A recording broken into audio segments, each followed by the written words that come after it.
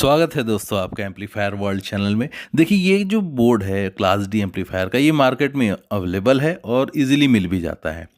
लेकिन इसकी समस्या ये होती है कि ये 63 वोल्ट से चलता है, उससे कम वोल्टेज अगर इसे दिया जाए तो ये काम नहीं करता।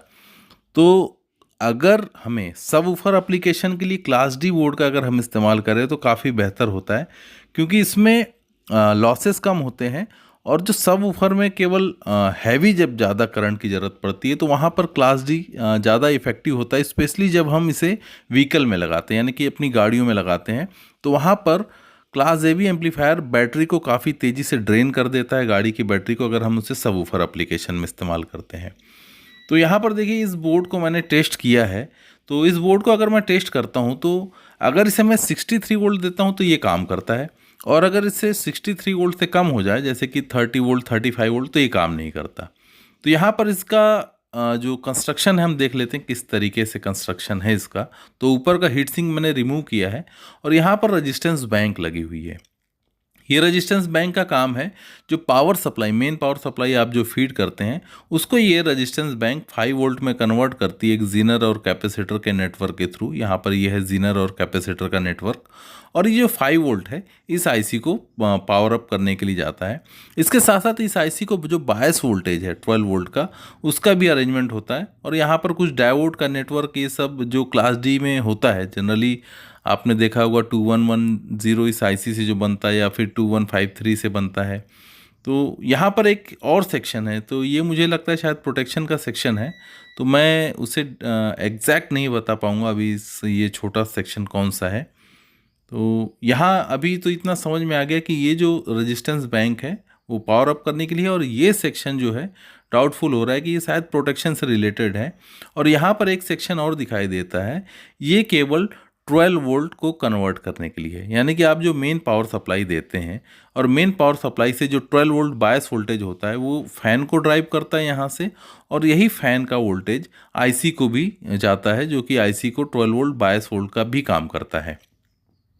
तो यहाँ पर कुछ अलग से आपको 12 वोल्ट देने की ज़रूरत नहीं पड़ती इस बोर्ड में, क्योंकि इसके अंदर एक कन्वर्टर लगा हुआ है। अब देखिए इस बोर्ड को अगर मैं इस डीसी टू डीसी कन्वर्टर के साथ अगर चलाता हूँ, डायरेक्टली चलाऊँगा, तो ये ऑपरेट नहीं होता है, क्योंकि इसका वर्किंग वोल्टेज 60 वोल्ट या उससे ज़्यादा है। लेकिन ये मेरा कन्वर्टर केवल 27 या 30 वोल्ट का ही आउटपुट दे पाता है। लेकिन अगर इस कन्वर्टर से ये क्लास डी बोर्ड अगर चलता है तो इसका परफॉर्मेंस अच्छा होता है, और पावर सेविंग, यानी कि इफ़िशियंसी ज़्यादा होने से पावर सेविंग भी होती है और बैटरी का लाइफ भी रहता है। और यही वजह है कि यहाँ पर इस बोर्ड में मैं क्या चेंजेस करूँ कि ये कन्वर्टर पर इजीली चल जाए। तो यही चीज़ें मैं आपको यहाँ बताने वाला हूँ। तो हो सकता है ये बोर्ड आपके काम आ जाए, और कन्वर्टर का इस्तेमाल कर सकते हैं आप इसमें ये चेंजेस फॉलो करते हुए। तो एक बेहतरीन बोर्ड, कम लागत में, छोटे मॉसफेट में ये अच्छा काम कर जाता है। तो देखिए इसमें हमने यहाँ पर देख ही लिया, ये जो सप्लाई है ये 63 वोल्ट की सप्लाई इस रेजिस्टेंस के नेटवर्क के थ्रू इस आईसी को आती है। तो यहाँ रेजिस्टेंस का नेटवर्क इस तरीके से है कि ये 63 वोल्ट को ड्रॉप करता है, तो ये 5 वोल्ट का आउटपुट देता है, जो इस आईसी को +5 वोल्ट एंड -5 वोल्ट इस आईसी में फीड होता है। अब यहाँ पर जो 5 वोल्ट हमें कन्वर्ट करना है, अब 27 वोल्ट से इसे ऑपरेट कराना है, तो हमें यहाँ पर जो रेजिस्टेंस का नेटवर्क है वो चेंज करना पड़ेगा। लेकिन यहाँ एक ज़रूरी बात ये है कि ये भी देखना ज़रूरी है कि जो 12 वोल्ट का बायस नेटवर्क है ये 27 वोल्ट पर काम करेगा कि नहीं। अगर ये 27 वोल्ट पर 12 वोल्ट का आउटपुट दे रहा है तो मतलब ये सेक्शन में हमें मॉडिफिकेशन से हम बच जाएंगे, इसमें कोई प्रॉब्लम नहीं है। यहाँ से हम 12 वोल्ट ले सकते हैं अगर 27 देने से ये 12 वोल्ट देता है तो। अदरवाइज़ यहाँ पर भी मॉडिफिकेशंस करना पड़ेगा कि हमें यहाँ से 12 वोल्ट किस तरीके से मिले। तो अभी यहाँ पर मैं इस बोर्ड को कन्वर्टर से सप्लाई देता हूँ, और उसके बाद देखता हूँ कि यहाँ पर फ़ैन के लिए जो और आईसी का जो आउटपुट है कॉमन है 12 वोल्ट, वो यहाँ पर मिलता है या नहीं 27 वोल्ट पर। तो चलिए इसे चेक करते हैं। और दोस्तों साथ साथ जो मॉडिफिकेशन मैं बता रहा हूँ इसे 27 वोल्ट पर ऑपरेट कराने के लिए, वो भी मैं यहाँ पर डिस्क्राइब कर देता हूँ। तो देखिए यहाँ पर जो रजिस्टेंस बैंक है, एक्चुअली यहाँ पर 5 वाट या 2 वाट की रेजिस्टेंस लगती है, तो इसीलिए एसएमडी में कंपनसेट नहीं होता, इसीलिए उसकी जगह कई सारे रेजिस्टेंस पैरेलल में लगी हुई है। तो यहाँ पर मुझे 5 वोल्ट चाहिए होता है अदर साइड में, तो यहाँ पर मैं 3 के 3 का रेजिस्टेंस यूज़ करूँगा 1 वाट में, जनरली 1 वाट में हम ये जो बैंक है, ये रेजिस्टेंस बैंक को हटाकर हम 3 के 3 1 वाट लगा देते हैं तो काम हो जाता है। ये सारी रेजिस्टेंस बैंक हटा देते हैं, तो यहाँ पर 3 के 3 1 वाट लगा देंगे इनकी जगह सिंगल रेजिस्टेंस, तो ये 5 वोल्ट हमें दे देगा मेन सप्लाई से, यानी 27 वोल्ट की सप्लाई से। और यहाँ पर हमें 12 वोल्ट चेक करना है। तो चलिए, यहाँ पर मैंने कन्वर्टर जोड़ दिया है, और कन्वर्टर जोड़ने के बाद में यहाँ पर जैसे ही मैं इसे पावर अप किया है तो देखिए यहाँ पर ये फ़ैन चलने लग गया है। तो इसका मतलब ये है कि इस कन्वर्टर से 27 वोल्ट डीसी देने से जो 12 वोल्ट क्रिएट करने वाला सेक्शन है वो काम कर रहा है। तो अब हम यहाँ पर अगर मैं टच करता हूँ तो मुझे कोई ऑडियो सिग्नल नहीं मिल रहा है, क्योंकि ये आईसी काम नहीं कर रही है। और सप्लाई वोल्टेज यहाँ पर 27.4 डीसी सप्लाई है, निगेटिव एंड पॉजिटिव में। यानी कि ये कंफर्म हो गया कि 12 वोल्ट का जो बायस सप्लाई है 27 वोल्ट में भी काम कर जाता है, इसलिए हमें वहाँ कोई मॉडिफिकेशन नहीं करना है। अब जो मॉडिफिकेशन है हम ये 3 के 3 1 वाट के रेजिस्टेंस लगा करेंगे। और यहाँ पर देखिए, यहाँ पर 12 वोल्ट की जगह 11.8 वोल्ट मिल रहा है। ठीक है, वो भी एक्सेप्टेबल है, 11.8 या 12 वोल्ट एक ही बात है। जो 12 वोल्ट लेना होता है वो निगेटिव सप्लाई से रेफरेंस लेके लेना होता है। और यहाँ पर देखिए, अगर मैं 27 वोल्ट डीसी पर यहाँ चेक कर रहा हूँ तो मुझे यहाँ पर 3.5 वोल्ट मिलता है। ये आईसी 3.5 वोल्ट पर काम नहीं करेगी, हमें यहाँ पर चाहिए होता है, देखिए दूसरी साइड में निगेटिव साइड में 2.4 वोल्ट मिल रहा है।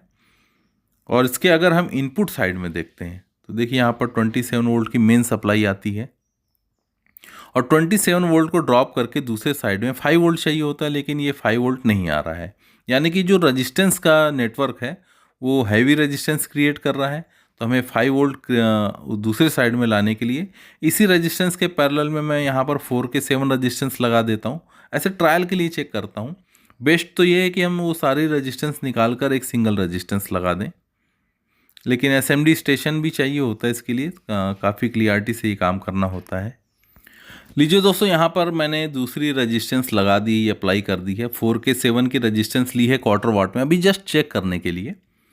तो दोनों तरफ मैंने रेजिस्टेंस लगा रखी है, पॉजिटिव एंड नेगेटिव साइड में 4.7 के क्वार्टर वाट में। देख लेते हैं, चेक कर लेते हैं। अगर साउंड आ रहा है तो मतलब वो तो क्वार्टर वाट में भी वही काम करेगा, केवल चेक करने के लिए लगाई जा सकती है। तो देखिए, अभी मैंने पावर अप कर दिया है, और इसके साथ साथ हम वोल्टेज भी मेज़रमेंट कर लेते हैं। तो देखिए यहाँ पर जो पहले कम वोल्टेज आ रहे थे 4.4 आ रहा है, और दूसरी तरफ 5 वोल्ट आ रहा है। एक्चुअली 5 वोल्ट आना चाहिए, 4.4 वोल्ट से थोड़ा ज़्यादा आ जाता तो बेहतर था। तो रेजिस्टेंस हो सकता है और कम वैल्यू की लगानी पड़े, लेकिन फिर भी मैं इसे टेस्टिंग कर लेता हूँ। और इसी कन्वर्टर से 27 वोल्ट की सप्लाई पर ये कार्ड चलने लग गया है, और यहाँ ब्लूटूथ से सिग्नल भी फीड हो रहा है। देखिए साउंड भी बेहतरीन है।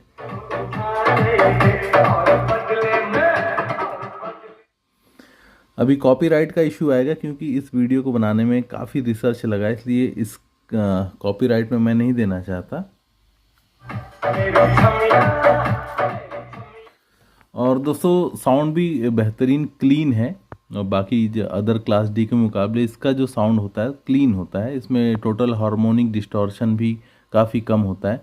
बस यहाँ पर ये फ़ैन का जो है ना, ये नॉइज़ काफ़ी डिस्टर्ब करता है।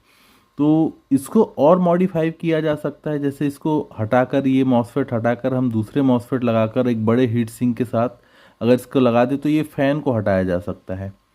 तो ये फ़ैन बाईपास हो जाएगा। बड़ा हीट सिंक लगा देते हैं, जैसे बॉटम साइड में एक हीट सिंक आता है, तो नेचुरल कूलिंग हो जाएगी। फ़ैन की कोई फोर्स्ड एयर की कोई ज़रूरत नहीं पड़ेगी कूलिंग करने के लिए, और कन्वर्टर पे ये काम कर सकता है इजीली थोड़े से चेंजेस करने से।